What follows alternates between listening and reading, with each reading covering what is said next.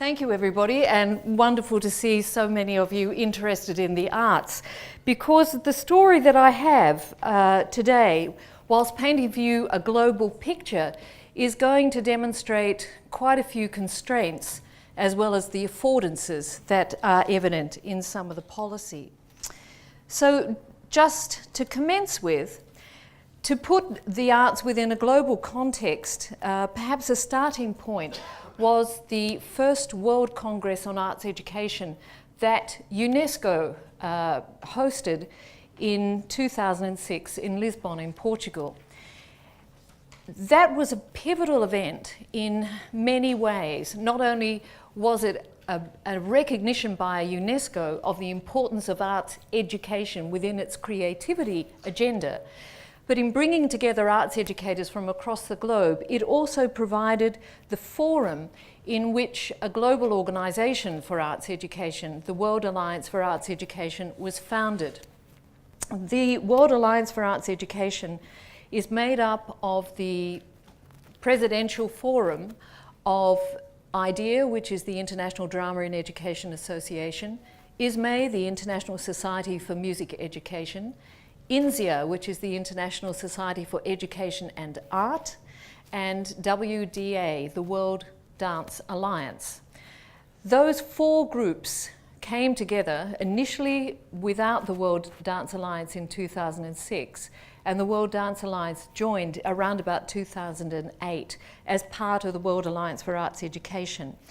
What this group was able to do was to work almost as a lobby group with UNESCO as a means of beginning to develop a global initiative around arts education. And this became a way of developing the first UNESCO roadmap for arts education, which occurred around 2008, 2009, with a developmental agenda for arts education as a key component of it. The WAAE has been quietly active, despite the fact that it has absolutely no funding, no membership fees, and is entirely voluntary with the work of the member organisations. As you can see from that listing there, the WAAE has come together in a range of world summits and world forums in order to develop policy and practice around arts education. Most recently, we met in Germany at the UNESCO Chair for Arts Education hosting a polylogue or a multi-dialogue forum for arts educators. And the World Alliance for Arts Education has just approved the next meeting, which will be November 2014, hosted by Griffith University in Brisbane, Queensland, Australia, and Georgina will be the chair of that conference. So please look at the WAAE website and keep in contact with the events there. The three areas that the WAAE has focused on is advocacy, networking, and research. In terms of research, it's not working as a body of researchers itself, but rather as a means of linking researchers together and perhaps developing research ideas and forums around the world. One of the key things that has occurred in arts education has been the development of the SOUL, what is known as the SOUL agenda. And this arose out of the second UNESCO World Congress on Arts Education, which was held in 2010 in Seoul in Korea. You will see there the agenda preamble in which it calls upon UNESCO member states to recognise the importance of creative work, cultural work and arts education in the lives of all, and recognising that the arts affect throughout the lifespan. Arts education is not just the priority for young people. Now, the SOUL agenda was accepted by UNESCO as policy, as you can see there, in 2011 at its annual General Assembly. The other thing that happened in 2011 was the establishment of an International Arts Education Week. And I wonder how many of you are aware of that. The first International Arts Education Week was May 2012. And it has been established as occurring in the fourth week of May annually. And it is a means by which, as organisations, we hope to prioritise the arts in the media and publicity and provide a general means of building awareness of arts education. But with all of that said, and I might just go, back a little bit, I have to say that we have also, whilst UNESCO has arrived at this point of achievement, we have suddenly been met with news that is quite distressing, in that at UNESCO's meeting in July this year, it was decided to create priorities for all its programs, and the creative program was listed the lowest out of all of the programs in UNESCO, and arts education sits under the creativity priority for UNESCO, which means that it really is in danger of being deleted from the funding priorities for UNESCO, and all of that work that has occurred over the last short while may well come to a halt unless we are able to reverse that decision. So the WAAE, amongst other organisations, is at the moment lobbying UNESCO in order to ask them to reconsider and reverse its priorities and to continue funding arts education as one of its programs. The Seoul agenda is quite a powerful agenda. My quick summary of what it is about is access, quality, and social justice. It has 3 developmental goals, each of which addresses one of those. Here you see the first of the developmental goals, to ensure that arts education is accessible as a fundamental and sustainable component of a high-quality renewal of education. And I think that wording is very important. Note it's emphasising arts education as a means of renewing education in general, not arts education for arts education's sake. I think a very powerful emphasis there on the instrumental aspects of arts education. And you will note there the subcomponents where the statements affirm arts education as the foundation for a balanced, creative, cognitive, emotional, aesthetic and social development of children, youth and lifelong learners. And it recognises the transformational qualities of arts education within the education system. The second of the developmental goals emphasises quality, because of course we don't want any old arts education. We actually want an arts education that is going to be developmental of the art form as well as the individual. And so the emphasis there is to ensure that arts education activities and programs are of high quality in conception and delivery. And you will note there the emphasis on sustainable training in arts education. And that, I think, is a very pertinent thing for us to consider at times when in tertiary course redevelopments, we are constantly seeing the allocation for arts education being chipped away. Within Australia, for example, in many teacher education courses for generalist primary education teachers, the allocation of the arts is something like 12 hours over 4 years. So within 12 hours, our young teachers are supposed to develop a knowledge, a confidence, assurance and the capacity to deliver a quality arts education in dance, drama, music, media and the visual arts within Australia. Of course, our Australian teachers are superb, but I think that might be testing them just a little bit. The third of the developmental goals for arts education is the one that I summarise as social justice. And you'll note there, it looks at the way in which we can apply arts education principles and practices to contribute to resolving the social and cultural challenges facing today's world. So as a quick summary, thinking about those three developmental goals of access, quality, and social justice, the other key things that emerge within there is the recognition of the arts as a powerful transformative medium for personal and social and cultural development, as well as the arts being an art of major form that we should be developing as part of our cultural heritage. Within Australia, there have been some parallel developments dating from the mid-2000s.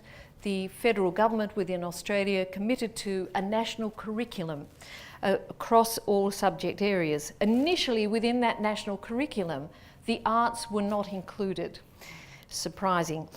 And after some considerable lobbying, the arts were included, and the beginning of an arts curriculum development process commenced at around 2009. From that, it was actually an incredibly consultative process in developing the arts curriculum. It commenced bringing together a number of stakeholders who shared thoughts and visions about what an arts curriculum for the country should be. From them, a small group of writers were selected, and they were responsible for developing a shape paper which would give guidance to what the curriculum would look like. Professor John O'Toole led that group and represented drama. I represented music. Jeff Miners from the University of South Australia represented dance. We had Michael Desuani from Queensland University of Technology representing media and design, and Professor Elizabeth Grierson from RMIT, who represented the visual arts.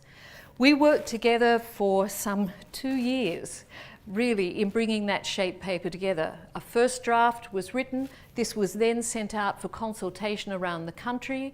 It was put on the web. People were able to write in and provide their comments on that. We then rewrote it, reworked it. It went back through to the organising body, which is AARE, the Australian Curriculum Authority within the country. And finally, the shape paper was agreed in August. From then on, the curriculum framework has been developed and a number of writers have been employed.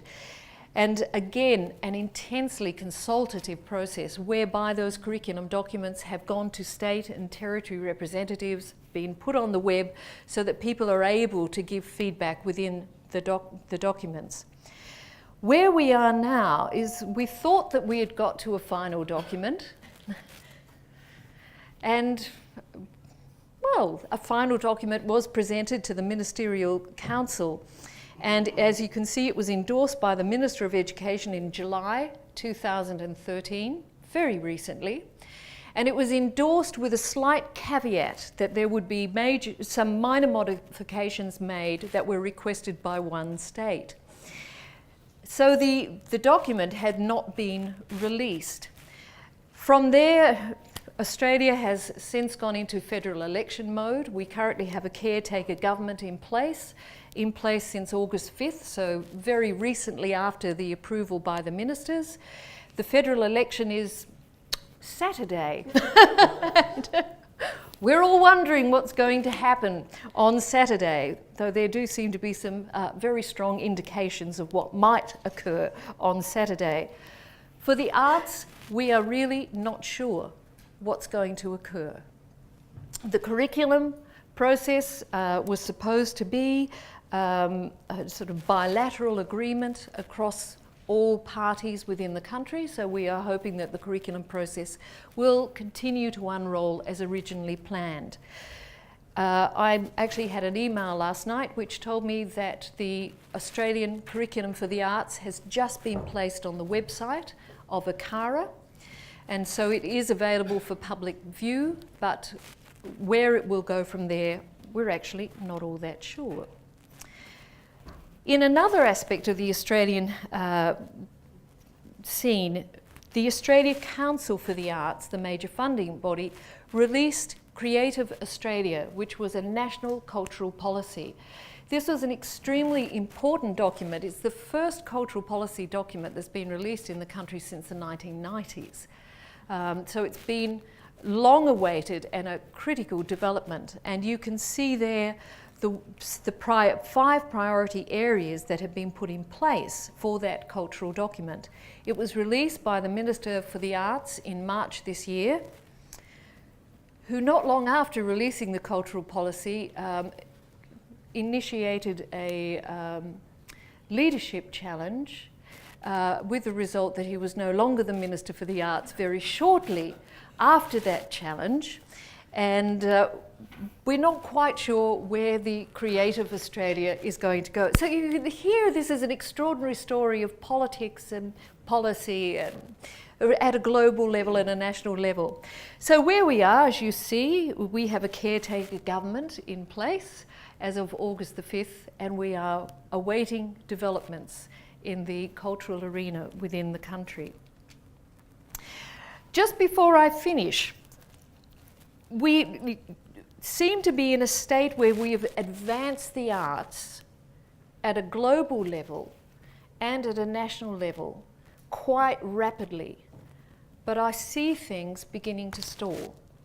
For example, in the last 4 weeks, the Greek government made a sudden decision to stop providing music education to middle schools within the country. The Greek Society for Music Education mobilised very rapidly, and there was an international campaign writing to the minister in Greece, and that decision has been reversed.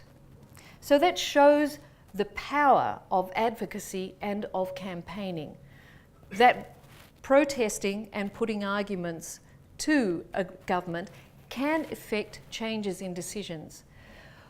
What has not been reversed is the funding. So while the policy has been reinstated to say, oh, right, you can teach music within the middle schools within Greece, we are not sure whether there are going to be teachers employed to effect that. We see and hear similar stories coming from the UK in relation to drama in education, which was certainly under fire earlier this year. And we see it in Sweden, a country that has been very supportive of arts education, is also beginning to see some tightening around the provision of arts education with schools.